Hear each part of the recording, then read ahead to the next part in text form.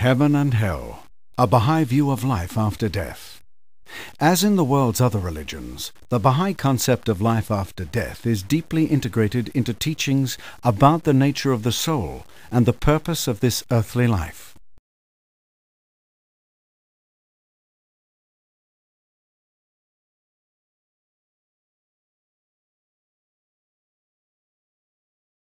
Baha'u'llah confirmed the existence of a separate, rational soul for every human. In this life, he said, the soul is related to the physical body. It provides the underlying animation for the body and is our real self.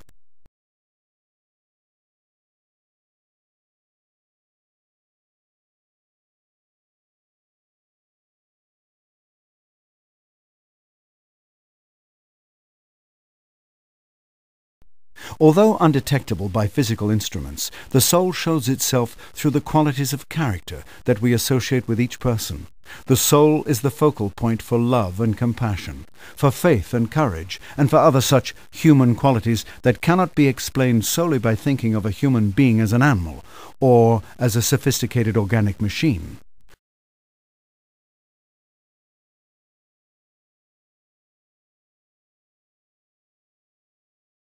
The soul does not die, it endures everlastingly. When the human body dies, the soul is freed from its ties with the physical body and the surrounding physical world and begins its progress through the spiritual world. Baha'is understand the spiritual world to be a timeless and placeless extension of our own universe, and not some physically remote or removed place.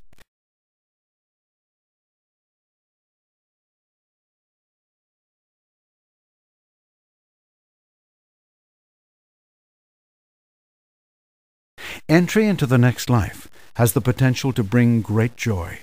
Baha'u'llah likened death to the process of birth. He explains, the world beyond is as different from this world as is this world is different from that of the child while still in the womb of its mother. The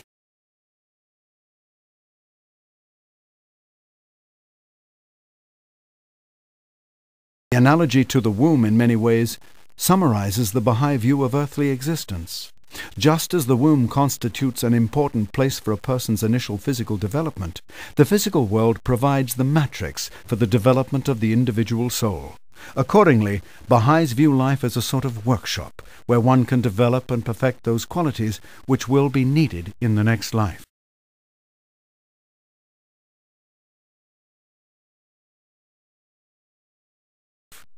Know thou of a truth, that if the soul of man hath walked in the ways of God, it will assuredly return and be gathered to the glory of the Beloved. Baha'u'llah wrote, by the righteousness of God it shall attain a station such as no pen can depict or tongue can describe.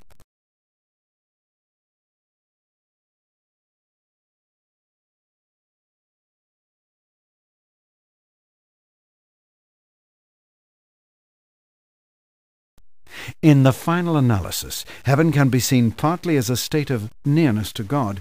Hell is a state of remoteness from God. Each state follows as a natural consequence of individual efforts, or the lack thereof, to develop spiritually.